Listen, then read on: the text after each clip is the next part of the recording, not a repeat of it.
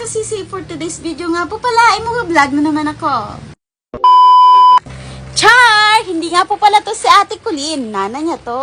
So therefore, Mars ang tawag ko sa inyo. So kaya naglisod magkog Tagalog mga Mars, magbisaya lang ta. So by the way di ay, nag-request ay akong anak na ako din mag-voice over ani ihang vlog. Halag di ta kabalo, basta hala bira. Nagluto day akong anak diha, kay naana po daw siya cravings, Char. Lamantayan dyan ako sa akong anak ka, pero kay ka-OA. Ayaw, pud ko i-booking mo.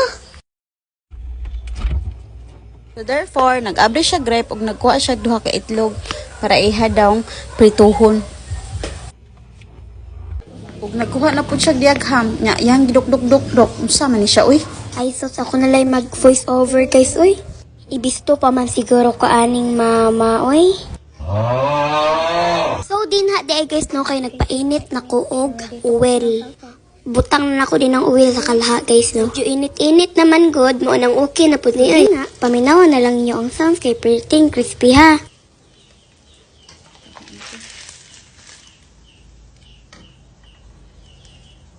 Human naman di ay ang ham din, ha. So, gisunod na dahil ni mama ang itlog, malamang sa pamahiton doon.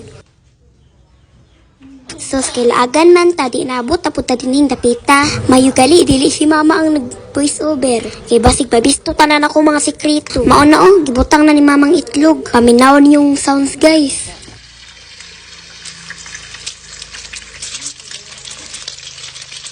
Natingalan ko, guys, nganong nibula na. Sos, kasaba masayro ay! Pasensya, guys, kay saba kay iro din sa mga naman pagluto. Sa pamanday gamo na to, te. Tilawi! Sos, grabe ka, busog na ako tina, guys, ay. Nakatilaw ko pasit kanto, nakatilaw ko og itlog, nakatilaw po ko gam. Mas lami pamanday kong i-mix sila, no? Maunang, sulayin na po ni ninyo. Lami kayo! Bye-bye, love you. Huhahay!